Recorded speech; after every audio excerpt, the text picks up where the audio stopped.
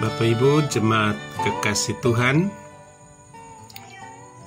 kita akan masuk dalam pemberitaan firman Tuhan.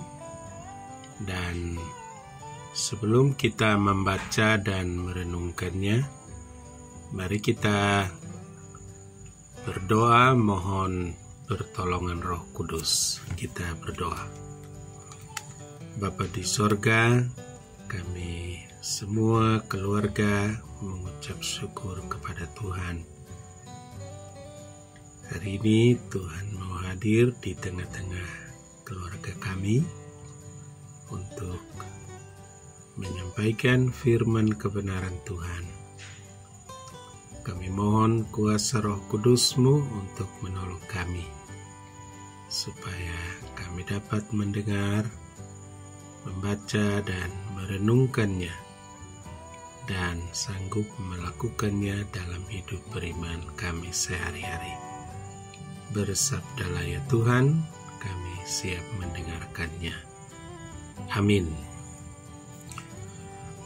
Bacaan Alkitab kita pada malam hari ini hanya satu ayat, dibacakan dari Kisah Para Rasul pasal 23 ayat 11.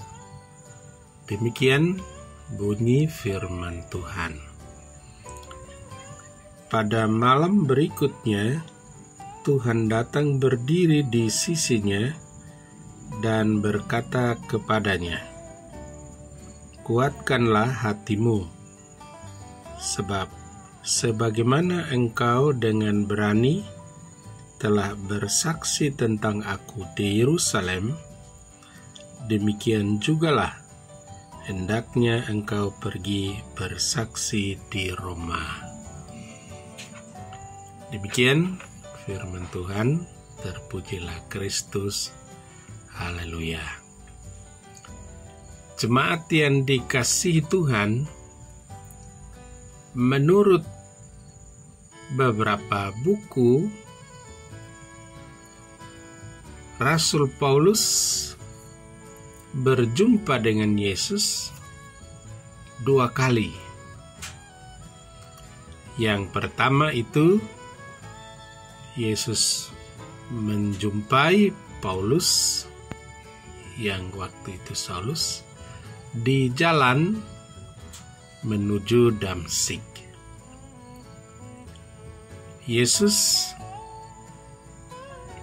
memancarkan kuasa sinar cahayanya dan membuat Paulus rebah di tanah dan buta selama 3 hari.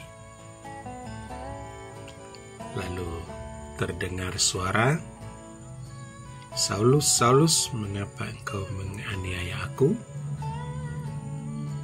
Paulus bilang, "Siapakah engkau?" Yesus bilang, "Aku Yesus yang engkau aniaya itu." Itu perjumpaan pertama. Perjumpaan kedua ialah bacaan kita malam hari ini, yaitu di dalam markas tentara Romawi, di mana sebelumnya Paulus sudah ditangkap dan mau dianiaya sampai mati.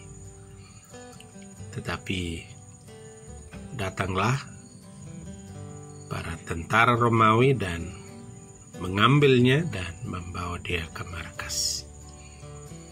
Pada malam harinya, di dalam markas, Yesus datang berdiri di sampingnya dan berkata kepada Paulus, "Kuatkanlah hatimu dan beritakanlah firman-Ku, beritakanlah namaku, sebagaimana engkau berani bersaksi di Yerusalem, engkau juga akan bersaksi tentang namaku di Roma." Nah, Bapak Ibu kekasih-kekasih Tuhan, kalimat yang kita renungkan pada malam hari ini ialah kuatkanlah hatimu.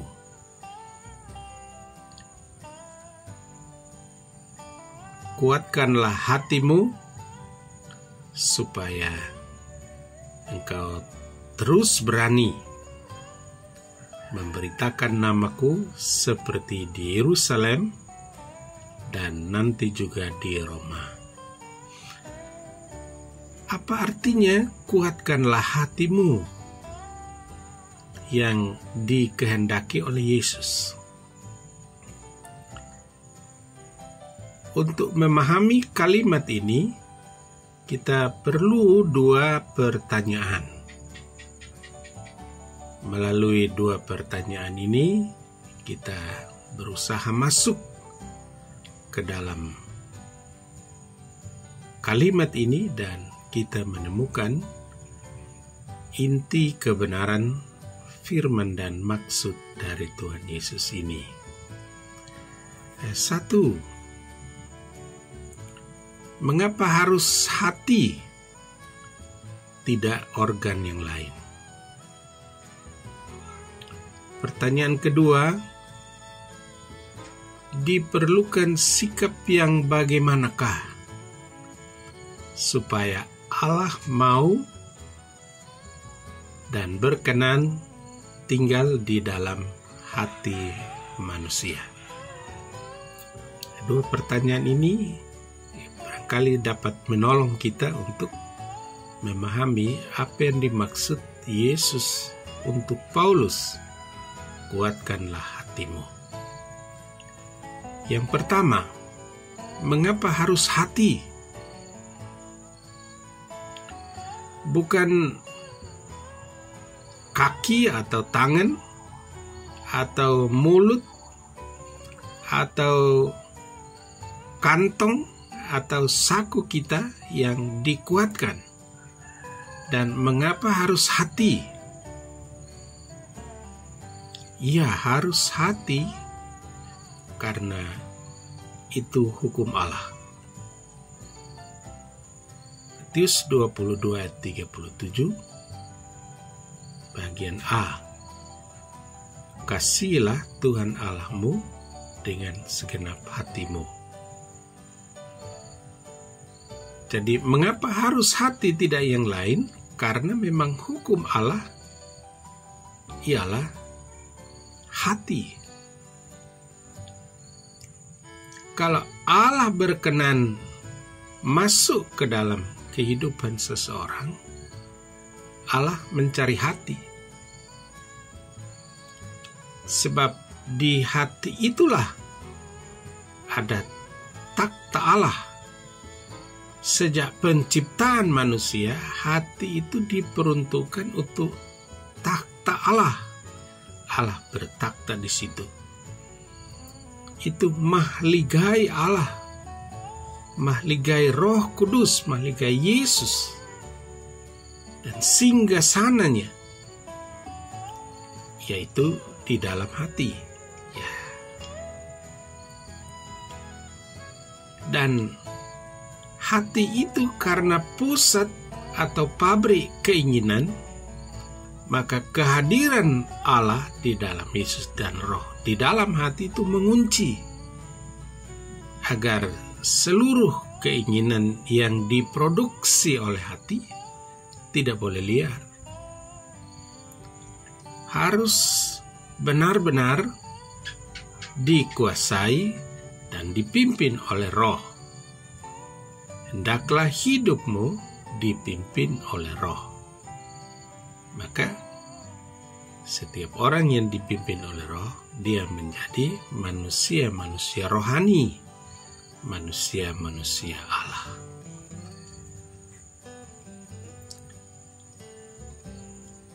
Jikalau Allah berkenan bertakhta, bersinggasana, bermahligai di dalam hati, maka Roh Allah itu adalah sumber tenaga, sumber energi yang dahsyat. Ya. Dia yang melahirkan kekuatan. Dia yang menggelorakan semangat. dialah yang meledakkan keberanian untuk seseorang dapat melaksanakan tugas di dalam pemberitaan Injil. Perhatikan Paulus, saat dia menerima Roh Kudus dan Roh Kudus bertakhta di dalam hatinya, walaupun begitu banyak tantangan dan bahkan menyangkut kematian dirinya, Roh Kudus itu melahirkan kekuatan.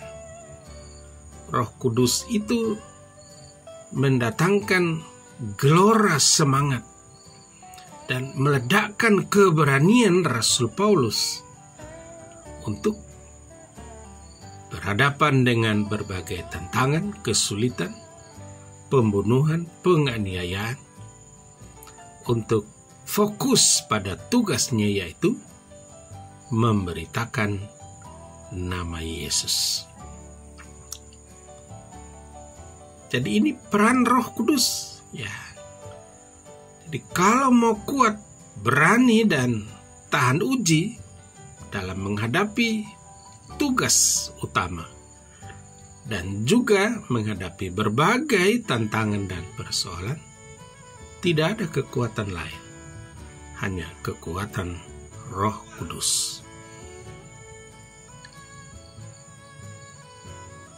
Filipi pasal 4 ayat 11 dibilang, segala perkara dapat kutanggung di dalam Dia untuk dapat menyelesaikan tugas-tugas penginjilan. Ya, jadi segala perkara yang dia hadapi dapat dia tanggung di dalam Dia, di dalam kekuatan Roh Kudus yang memberi kekuatan, memberanikan dia, menggelorakan semangat, dan meledakkan keberaniannya untuk melaksanakan tugas penginjilan, apapun besarnya tantangan-tantangan yang dia hadapi. Jadi yang pertama, kita sudah mendapat intinya bahwa mengapa harus hati, bukan yang lain. Ya, harus hati, sebab takhta singgasana mahligai Roh Kudus ialah di dalam hati, tidak pada tempat lain. Setelah dia di dalam hati, baru dia menggerakkan seluruh organ di dalam tubuh ini untuk melakukan pekerjaan-pekerjaan Tuhan. Itu yang pertama. Yang kedua, diperlukan sikap yang bagaimanakah supaya Allah dengan sukarela mau turun dan masuk ke dalam hidup ini dan berdiam di dalam hati ini. Yang pertama, sikap yang diperlukan ialah berserah kepada Roh itu secara aktif. Ya, perhatikan Paulus dalam menjalankan tugasnya dan menghadapi tantangan, dia berserah kepada Roh yang ada di dalam hatinya. Karena dia yakin bahwa Roh itu adalah Roh Kristus, Roh Allah yang mempunyai kuasa dan energi yang tidak sanggup dilumatkan oleh kuasa apapun di dalam hidup ini. Jadi berserah secara aktif artinya tidak menyerah. Dia berserah kepada Roh dan terus aktif bekerja. Kegagalan banyak orang ialah dia berserah kepada pergumulan. Nah, ini salah. Berserah kepada tantangan, berserah kepada kebodohan, kemiskinan, penganiayaan, penghinaan. Nah, ini salah. Tapi Paulus menunjukkan bahwa fokus penyerahan dirinya bukan pada pergumulan, tetapi dia fokus penyerahan dirinya ialah kepada roh yang ada di dalam hatinya. Dan karena itu dengan kekuatan kuasa Roh Kudus, dia sanggup mengerjakan pekerjaan-pekerjaan secara bersamaan, memberitakan nama Yesus dan membangun persekutuan gerejanya, tetapi juga menghadapi dan menyelesaikan berbagai persoalan-persoalan yang dia hadapi, baik di Yerusalem, di jemaat-jemaat, mulai dari Roma sampai di Tesalonika. Itu sikap yang pertama, yaitu berserah secara aktif. Ingat ya, tidak berserah kepada pergumulan, penganiayaan, pembunuhan, tetapi berserah kepada roh yang ada di dalam hati. Yang kedua, harus menjadi penurut-penurut firman Allah. Ya, penurut-penurut firman Allah. Rasul Paulus, dia menunjukkan bahwa dia setelah berjumpa dengan Yesus, apapun yang dia alami, hanya Yesus yang dia turuti. Dia penurut. Apakah itu masuk akal atau tidak masuk akal, Paulus menempatkan dirinya sebagai penurut-penurut firman Allah, penurut-penurut Kristus. Memang tidak enak menjadi penurut-penurut ya. Ya, menjadi penurut-penurut kadang dilecehkan sebagai burung beo itu. Tapi bagi Paulus tidak soal. Sebab dia tahu Allah menyukai penurut-penurut yang setia. Orang lebih suka menjadi pemberontak karena gampang ngetop daripada menjadi penurut-penurut. Wah, itu burung beo itu. Ya, tidak jadi top, tidak keren menjadi orang penurut-penurut. Tapi Paulus bilang, disitulah kesukaan Allah, jadi penurut-penurut firman Allah. Yang ketiga ialah sikap rendah hati. Ya, Paulus selalu menempatkan dirinya sesuai dengan penciptaan Allah, bahwa tempatnya Paulus ialah di tempat yang rendah, dan karena itu dia rendah hati. Ya, Allah yang menciptakan kita dan tempat kita ialah pada bagian yang rendah. Apapun kekayaan, apapun kuasa, apapun jabatan kita, tidak boleh mengkerek kita untuk masuk di wilayah yang tinggi. Sebab kita diciptakan untuk berada di tempat yang rendah dan harus rendah hati. Itu Paulus. Dia pinternya kayak apa, kuasanya kayak apa. Tetapi begitu dia berjumpa dengan Yesus, dia berserah kepada Yesus, dia penurut-penurut Yesus, dan dia rendah hati seperti yang Yesus inginkan. Bapak Ibu perhatikan samudra-samudra itu. Laut yang luas itu, betapa hebat luasnya, lebih luas dari daratan-daratan. Kekayaan di dalam laut itu luar biasa. Badai dan gelombangnya bisa tinggi dan menakutkan. Tetapi laut tetap laut di tempat yang rendah. Dia tidak akan lebih tinggi dari pantai lebih. Dia tidak akan lebih daripada gunung agung. Dia tetap laut adalah laut. Ya.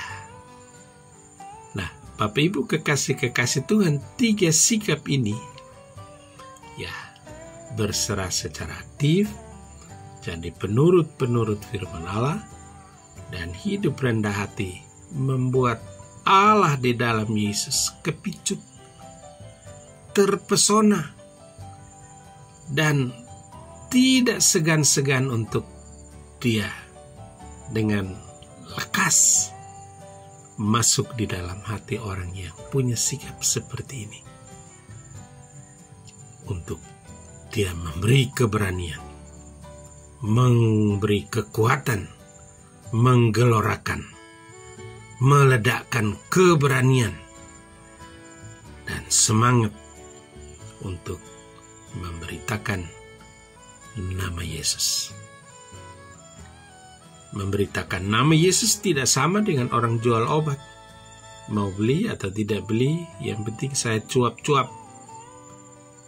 Tetapi memberitakan Injil ialah meyakinkan orang itu untuk kenal Yesus, menerima Yesus, dan percaya kepada Yesus. Itu pekerjaan penginjilan. Dan semua orang yang menaruh percaya kepada Yesus, itulah gereja. Gereja ialah kumpulan orang-orang yang beriman kepada Yesus Kristus. Dan Roh Kudus tidak hanya bekerja di dalam pekerjaan penginjilan saja, tetapi Roh Kudus juga mendorong Paulus untuk membangun persekutuan, membangun ketertiban dan keteraturan di dalam gereja, yang biasanya disebut tata gereja. Kalau Paulus tidak melakukan itu, maka gereja-gereja dari abad pertama sampai sekarang bisa berantakan. Tetapi percaya kepada Kristus dan persekutuan orang-orang yang percaya ditata sedemikian rupa, sehingga gereja mula-mula dan dalam perkembangannya sampai saat ini, gereja tetap utuh karena terbangun tata gereja yang berdasarkan kepada Yesus Kristus sebagai kepala gereja. Bapak Ibu kekasih-kekasih Tuhan, tantangan-tantangan yang kita hadapi juga berat. Bahkan kita berhadapan dengan kematian, misalnya COVID. Tetapi apakah kita punya 3 sikap ini? Berserah aktif, penurut-penurut firman Allah, dan hidup rendah hati. Jangan takut.